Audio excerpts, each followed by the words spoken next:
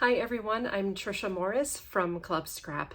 I've got a fun project for you today called the Card Caddy, and it's designed to help you organize all the cards that you plan to send out to your family and friends, and it would also make a wonderful gift.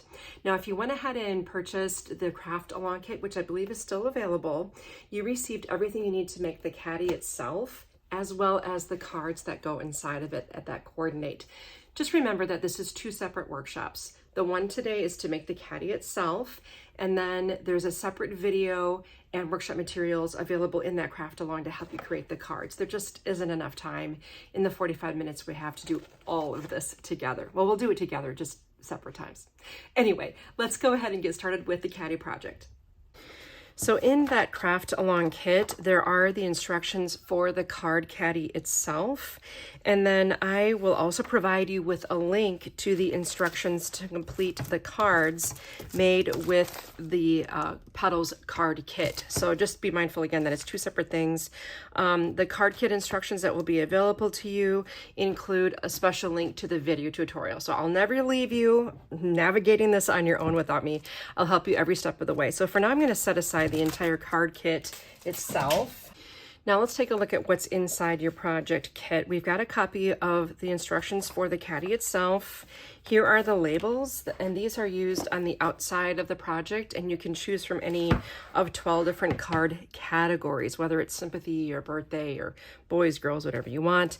We have a foam brush. We're going to be doing a little bit of gluing here, and for the glue, I'm choosing to use our bookbinding glue. You do need to have some sort of a good wet glue for this project if you don't happen to have that on hand. I have the feet and then the metal label holders, and again, those feet give this just a nice finished look here on the bottom, and then those label holders finish it well. Then you have the three really oversized die cuts, and this is the board, the substrate that we're using to have as the base of our project. And then finally, the three papers. So we're going to begin right out of the gates by trimming the papers required to the sizes needed for this project. And this is one thing that's sort of cool about the way we function at Club Scrap. These instructions are then recyclable. Because I didn't provide you with the papers trimmed to the exact sizes, I'm giving you instructions to trim 12 by 12 paper to the sizes required. And what that allows you to do is A, learn how to trim the paper in the most efficient way possible. And then it gives you the ability to take 3 other sheets of paper, and I suggest 1 print and then 2 coordinating colors. You can take those from your stash and then make more card caddies. Because you are able to purchase this separately with just the die cuts, the boards, the feet, and the labels. I hope that all makes sense. Anyway, so we're going to get started with trimming. We'll cut the green paper first, then the purple, and then the print. So I'm putting the paper in that order: green, purple, print. Just 3 sheets to cut. Hallelujah. And for the trimming, I'm using my reliable Fiskars guillotine style trimmer. This is my favorite trimmer. I've been using this particular model for more than a decade now, and it's never done me wrong. I'm selling tickets to my graveyard of trimmers I have that I don't like and that I don't use. You can go and visit anytime. So for grain direction, we need to hold the paper by an edge and just make sure that the paper flaps more easily from left to right. And that's simply because it's going to make folding a little easier for us later on. So check that grain, make sure the paper dips easily left to right, place it in the trimmer. And right out of the gates, I'm going to give you a number you probably won't like. It's 9 7/8. I'm so sorry, but you know, we can do it. So 9 3/4 and 10. 9 7/8 is halfway between those two numbers. So 9 7/8. Ta-da. And then 7. Okay, so rotate the 7-inch piece, and we're just going to trim at 11.5. And that grows up to become the wrap for the base of our unit. So I'm just going to set that aside. And then there was this little piece that came off the end on that last cut. That's a scrap. And then you have this strip. Right now it's 2 7/8. Weird size. We're going to trim some squares, so that means we have more odd measurements coming up. So I'm going to start out at 8 5/8. So that's halfway between 8.5 and 8 3/4. You're going to find 8 5/8. then 5 3/4. That's an easy one, I hope. And then 2 7/8, which is a kind of a review because we just did that. So it's halfway between 2 3/4 and 3. You're going to find 2 7/8. And that gives me 3 squares that are the same size. I like to show you where we're going. Those squares are going to be added to the front of our unit. And then you do have a little larger piece that's a scrap, as well as this long strip. You can use that for anything or you can discard it. Now we have the purple print. The grain direction does not matter. The paper will not be folded or wrapped in any way. So I have easier numbers for you this time. And we're going to cut at 11 1/2 and 8 3/4. And then we're going to rotate this piece and trim at 11 1/2 and 5 3/4. Now I want you to take this piece that's still on the base of the trimmer and rotate it. Of course, this is the most efficient way we can do all this. We'll cut at 8 1/2 and 4 1/4.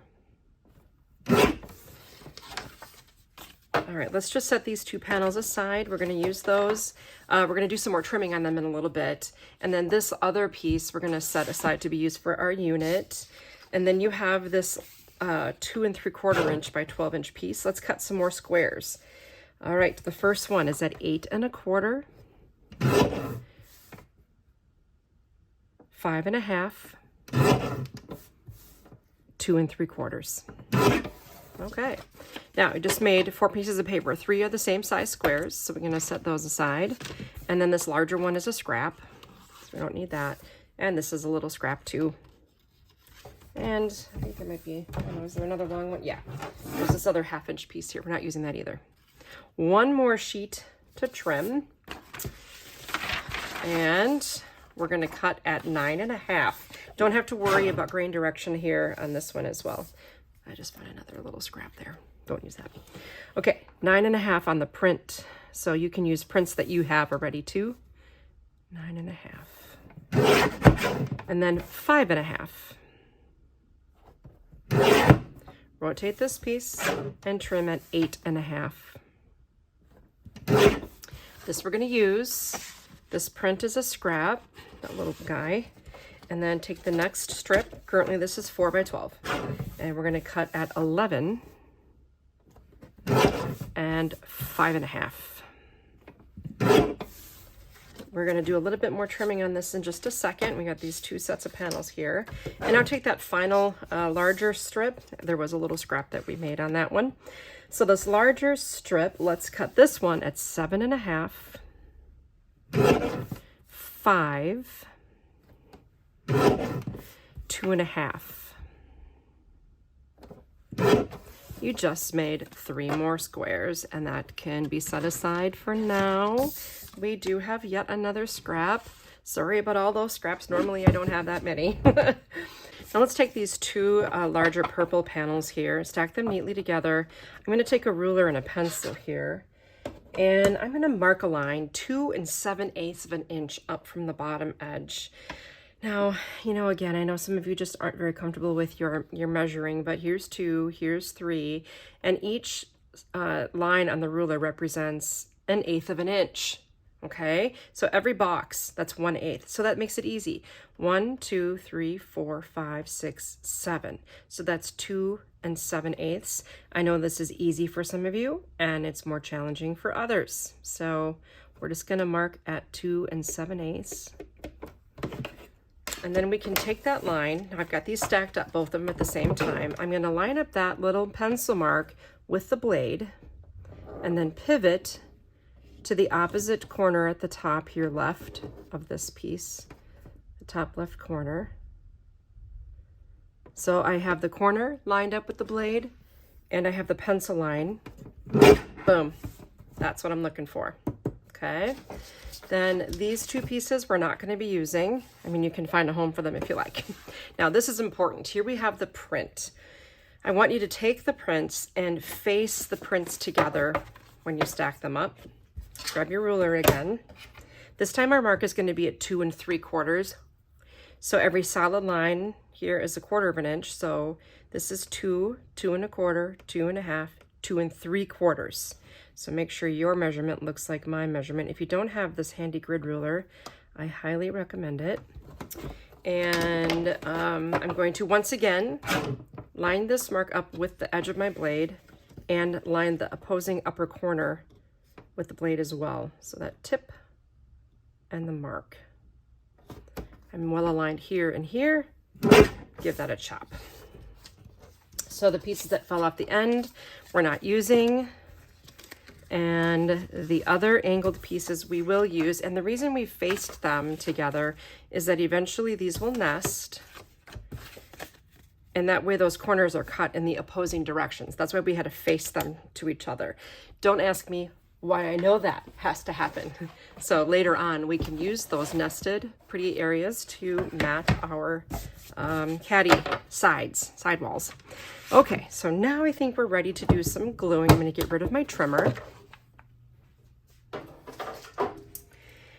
And let's go ahead and take, so I'm using an accordion pocket file. I don't have pockets assigned for this project, but it was just kind of a nice way to stay organized. So this green is the paper that will wrap the board.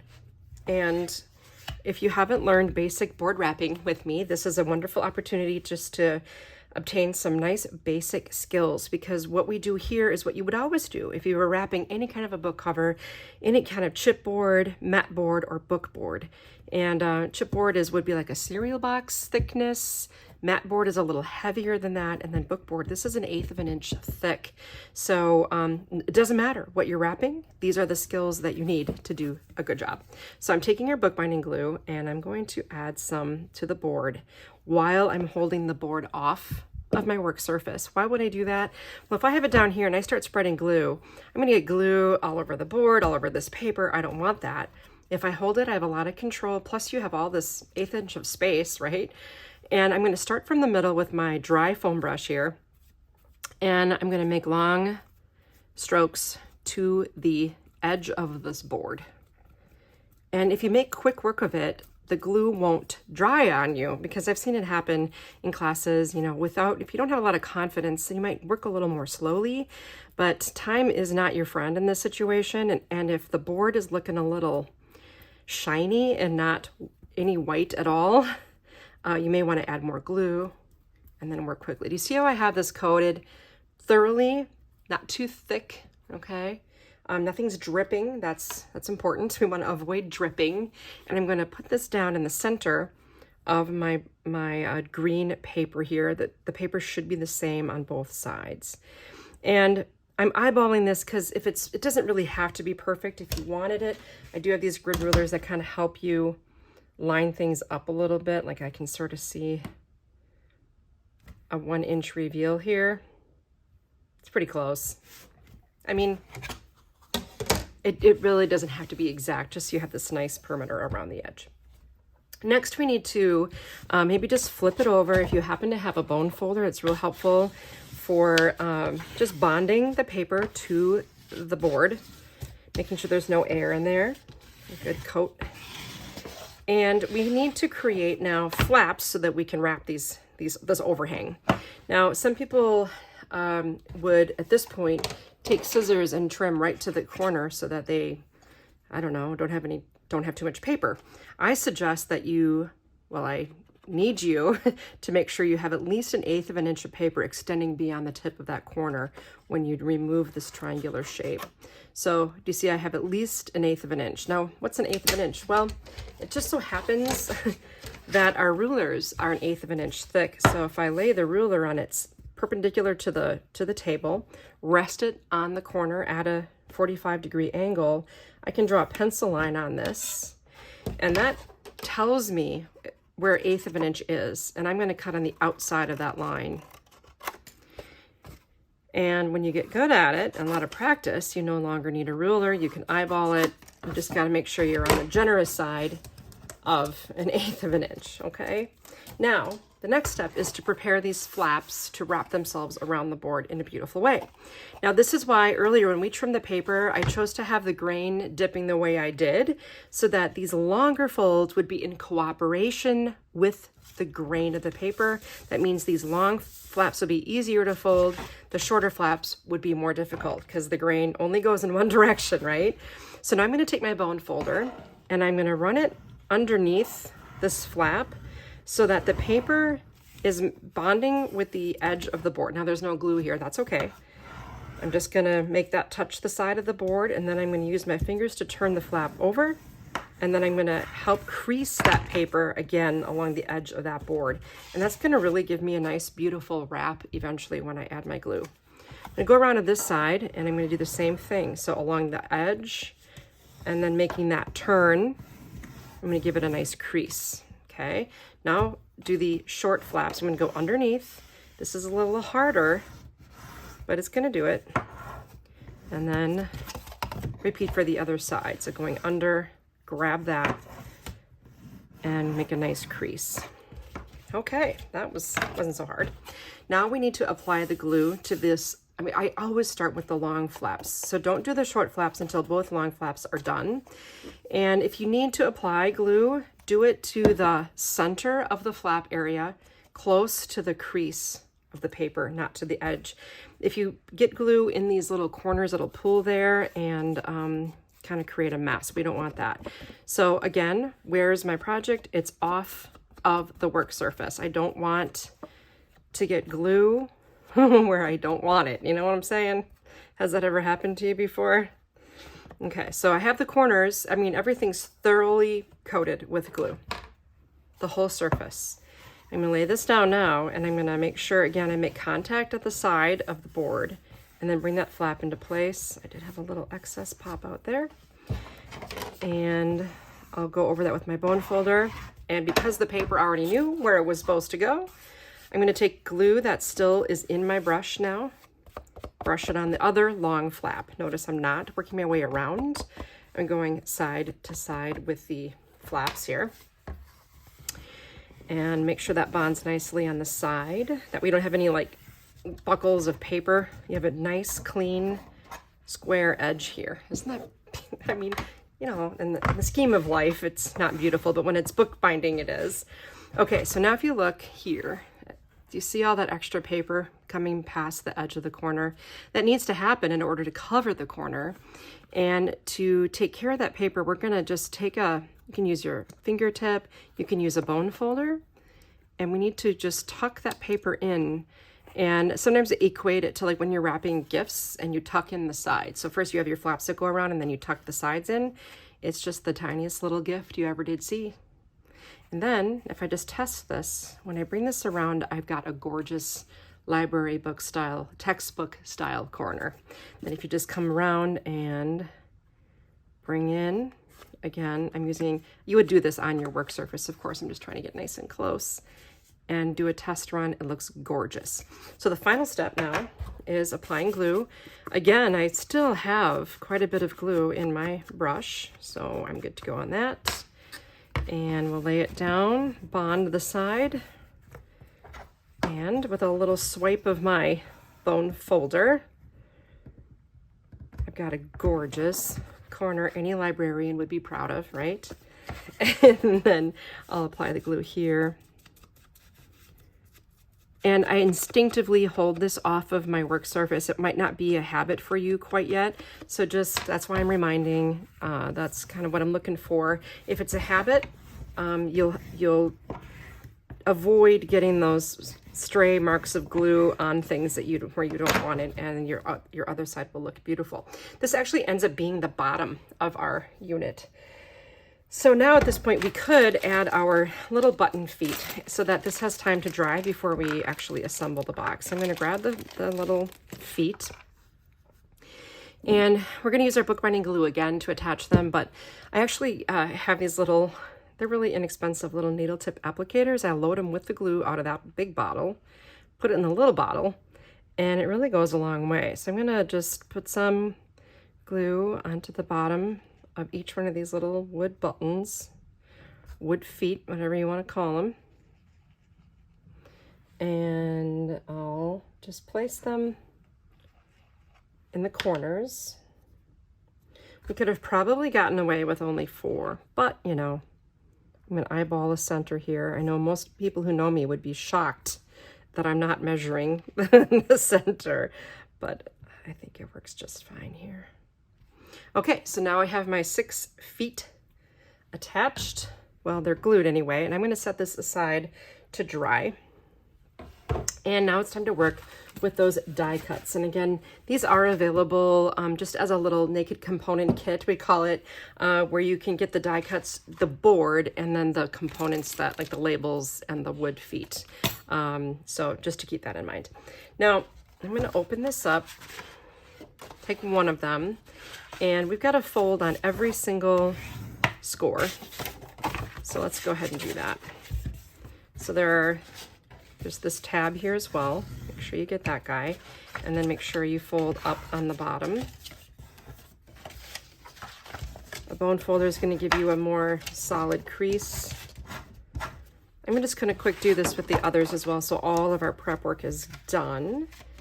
So you're just going to give that a nice fold. We already had to fold these just to fit them in a box and ship them to you. Now, when you're folding, I forgot to mention this right out of the gates, make sure the bump of the score line is on the inside of the fold. That's going to give you a better performance. Those are the stationer's rules, basically. And some of you maybe have learned that already. Some of you may not be aware that the fold does have a right side and a wrong side. So hopefully you haven't been folding things inside out for the last 20 years. But the bump of the score inside of the fold. You can remember that by saying bury the bump. Okay, so with that done, we need to start shaping these up. To do that, notice where it's positioned, like a valley here, and this little tab on the left end, I'm gonna fold that up. Now you can use your foam brush with the glue still in it, or you can use, again, a needle tip applicator, which is what I'm gonna do for this real targeted application. And I'm applying the glue to the top of the tab when it's folded over. Then I'm going to take this side here and fold in the center to bring it over to this side. And all I'm going to do is just now make sure everything's lining up the way it should. If you want, you can reverse fold it here. I did have a little glue on my fingertip. Put a mark on that. It's not a big deal because it will be covered. And now I have that shape that I'm looking for. Hallelujah. Okay, so now we have the flaps. So what I like to do is put the side flaps in first, then the back, and then the front, because the front is what we're going to see. And this is the lower area is the front of the unit. So I'm going to place glue on the top of this and on the back of these. Again, you don't really need a super thorough end-to-end application, just kind of a general perimeter and then some around the inside.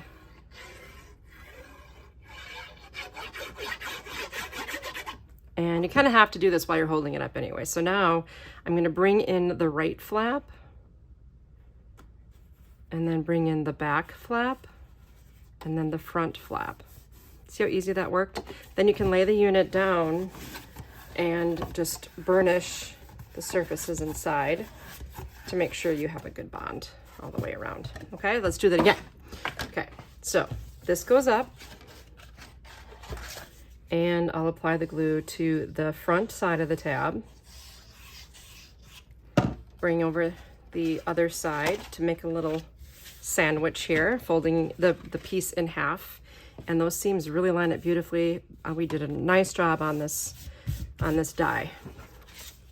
And if you want, you can even just switch the directions of the fold to make sure everything lays perfectly. Then turn the piece so that the front is facing you.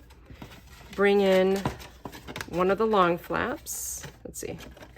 Yes.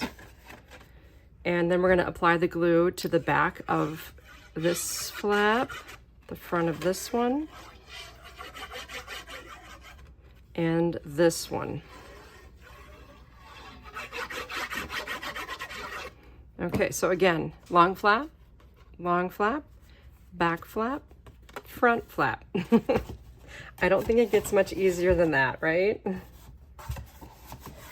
And because we need to review that one more time, I am a piano student. I guess you always are a piano student, right? You never really master it. And my teacher always used to say, do it again for good measure. So 3 times a charm. We're going to really have this whole method down to a science. And if you have not used this glue before, you'll notice how quickly and cleanly it dries. It doesn't buckle. Okay, short side facing me. I'm going to bring out those wings, close one long flap, and then I'll apply the glue again.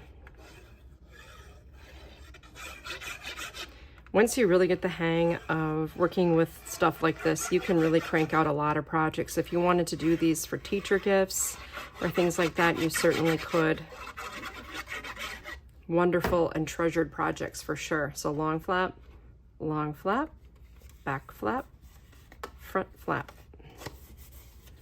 Nice.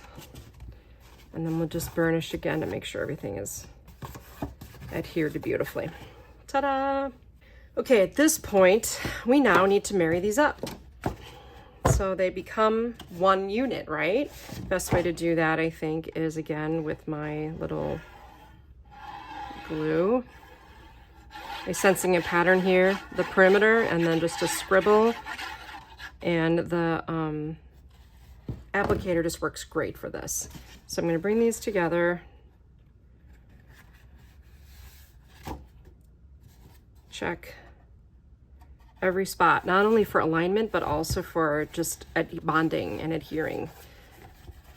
Oh, that's so nice. Looks great. Especially check that front. You want that really bonded well at the seam in the front. Suppose it wouldn't have hurted to spread that glue a little. And then we have to glue the second one on.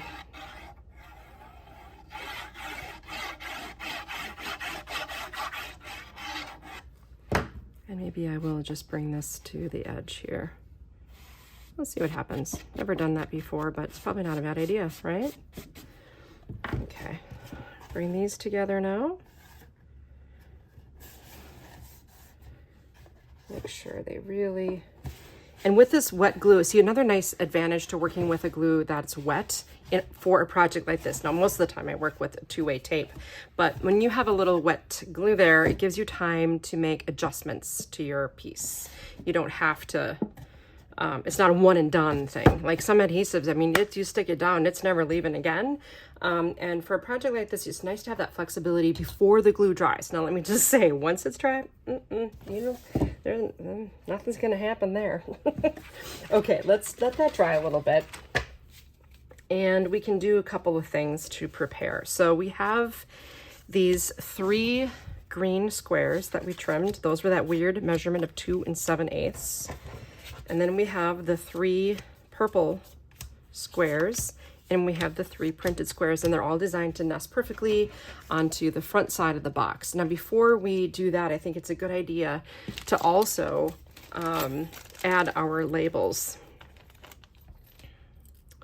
How about we nest them through 2 of those layers? So I'm going to take the prints, and I love the efficiency of this. The papers we're using to decorate were all just trimmed out of 1 sheet in advance while the trimmer was handy. So that's kind of a nice thing. I'm going to nest them together, but not on the green yet. I'm going to first attach my label holders.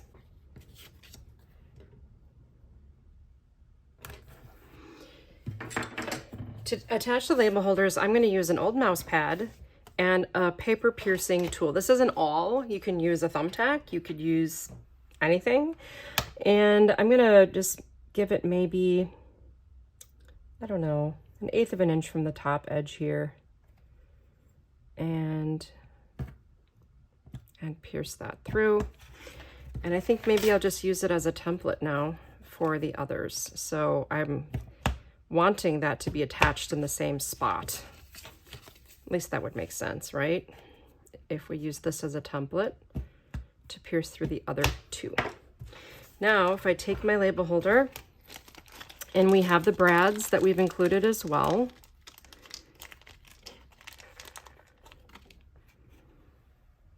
We can, right with the mouse pad there, kind of holding things in place for us. Goes right in. And then you can pick it up. And of course, you know how to do a brad installation. Perfect.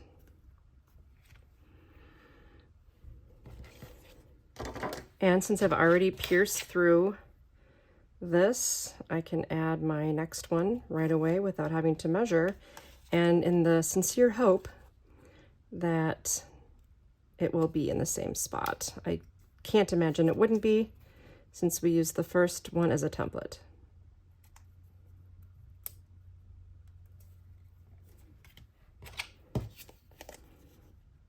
And our last label holder here.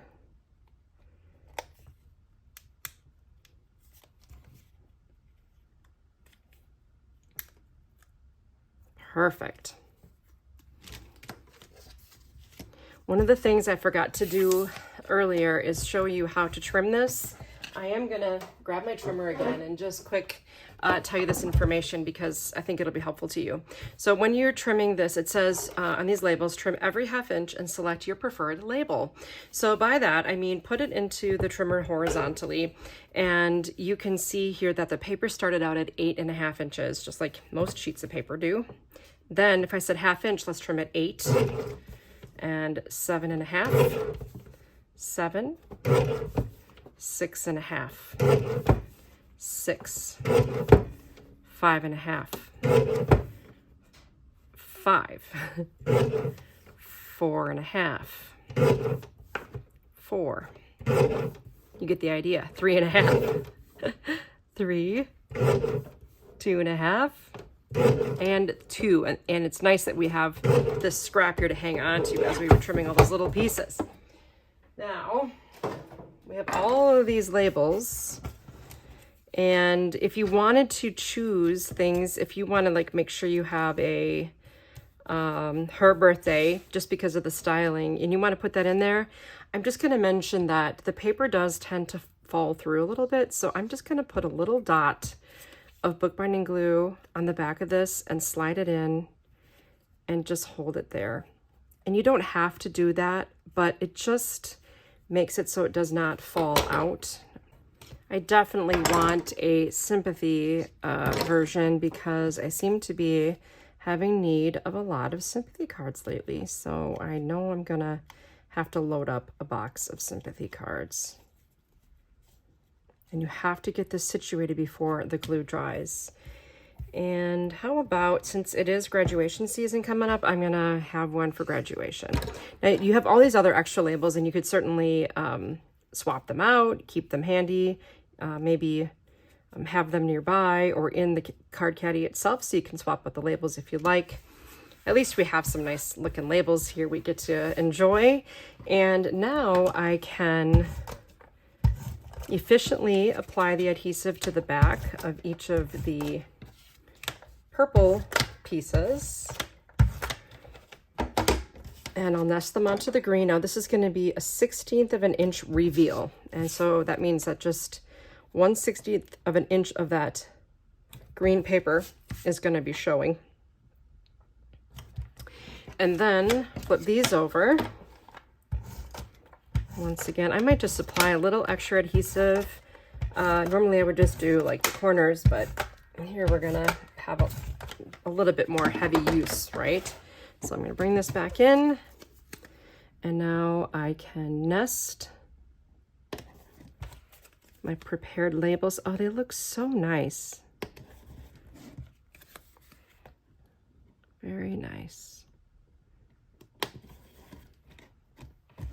Beautiful. Okay, let's continue on with our decorating. This is an easy one. Let's take the pretty little printed panel here.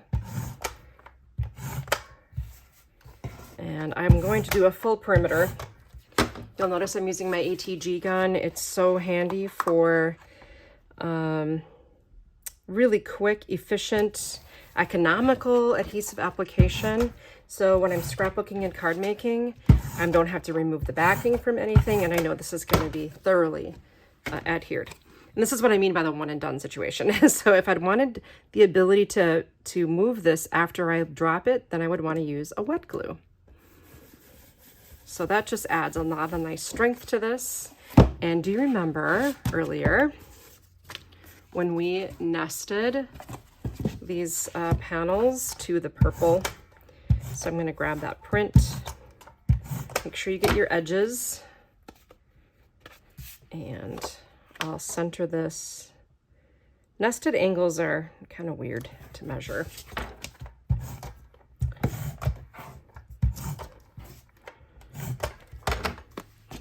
And then this layers, I'm getting close to my camera here. Obviously that nests there. And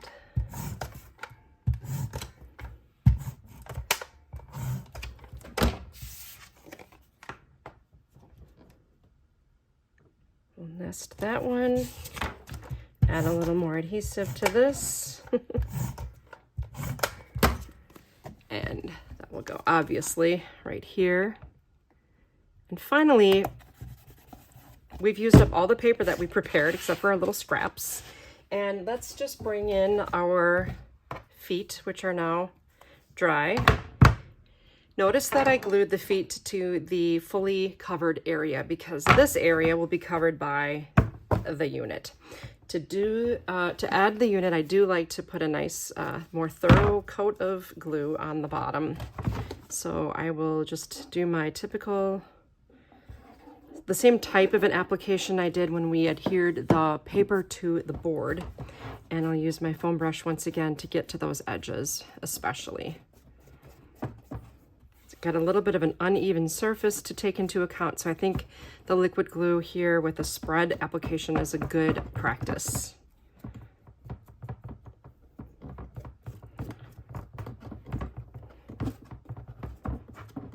Nice. Okay, I always set my brush down in the same spot, usually with the foam off the table edge, so that I don't stumble onto it.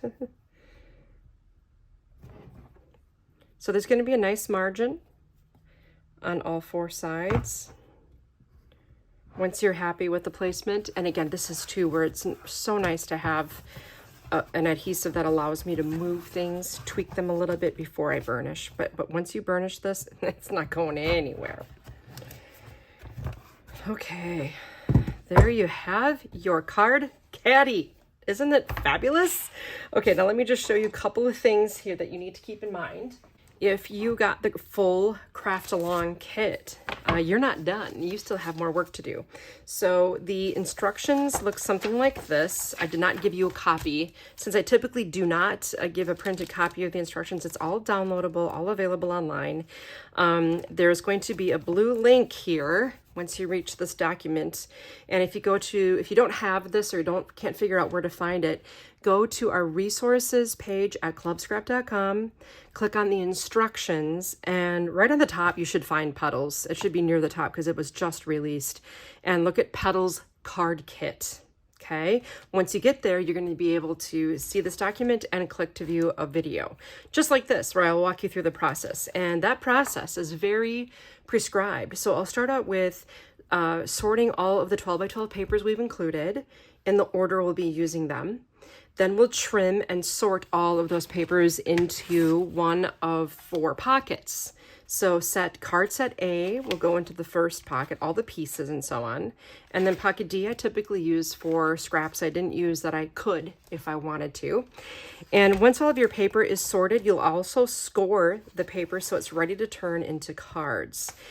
All of our monthly card kits typically make 12 cards. Sometimes it's more, but typically 12 cards. And let's just take a peek at what we're making here. And your kit will also include the envelopes for those cards, which is super handy. So we have 2 single fold birthday cards, and we have a unique paper. You notice that on this side of the paper it's light purple and this side of the paper is brown. So we can tear it and create some neat effects, and I'll just go over all this with you, even right down to how to make that cute little bow in my video. So we have these two. These are birthdays, and I'm going to put that in the her birthday category. And then we have two sympathy cards that are structurally the same assembly as the first two cards. I'm going to put those in my sympathy. Okay, then I'm going to take two of the envelopes too. We can put our envelopes in right with them. And it's so handy that they fit right into this box, which is really designed for that A2 sized envelope. Now we have the box cards, and a box fold is basically a 4-flap card that opens just like you would fold a box if you didn't have any packing tape handy. So this says, wishing a wonderful friend every happiness on her birthday. Obviously it's very feminine card, and then you have enjoy your day in the middle. So we're going to go left, top, right, and this bottom flap tucks under, and there's your card for her birthday. And this one's fun. What did the big flower say to the little flower? Hi, bud. Isn't that fun? You got two of those. What did the big flower? And then the kit comes with all the embellishments, all the ribbon. I'll show you how to use those. And then don't know what to say or do, just know that I'm here for you. This is a sympathy card that goes in the sympathy category here with some envelopes. And then finally, you'll make 4 cards rather, like this. So this is like a graduating accordion. And I think the card structure is cool because of the duplex paper as well. It's a brown lavender duplex. So when you open it, you have a sentiment on each flap. The flower that blooms in adversity is the rarest and most beautiful of all. Thinking of you. I'll put that in the sympathy here. I love people who have no idea how wonderful they are and just wander around making the world a better place. That's a birthday for her. This is going to be a sympathy and another birthday. So as you can see, it's very formulaic and recyclable. So once you've made these card structures with your paper that's included in the kit, you can then take the instructions that I provided you with, do all the trimming as I show you in the video, and then recycle and make another set of cards with papers that you perhaps have in your stash. It's kind of a cool thing. One last thing I want to point out before we go is that if you like this project and you want to make one in some brighter colors, maybe some youth cards, maybe some cards for the guys, this is another project. You can get a full kit, and notice that the label holders are silver. And the base wrap is black. You still have the feet and all the hardware. And then the nice bright yellow die cuts, very, very cheerful here, and fully decorated with this fun festive paper. So you could literally have your 2 card caddies ready to give as a hostess gift or on your desktop for when those special occasions come. And again, a whole different set of A2 sized cards. We've got that split flap and then the double Z fold here. Very, very fun. This is a nice congratulations card. And then we have some more birthday. This is good for the kiddos. Really fun set. So this is available as well. And in this case, the whole thing, everything that comes in the Hooray card kit makes the whole unit, the caddy and all of 12 of the cards. So join me for that. It's going to be a good class similar to this one, and I'll walk you through the whole process once again. And there you have it, the Card Caddy project. I hope you had a good time. And I also want to just take a second to thank Kate Griswold and her team at Great Lakes Scrapbooking Events. I really appreciate the fact that she has continued to offer this and kind of tear down the walls of geography so we can all be together through this awesome technology. And if you are interested in joining Club Scrap as a member, we do offer a card project like this every single month. And I will walk you through with that video so you never have to feel at a loss for anything. I'll hold your hand the whole way, help you with all the trimming. And in the process, my goal is to help you just improve your underlying crafting skills so you become a better, happier, more creative crafter. I look forward to seeing you again in class soon. Thanks for joining me.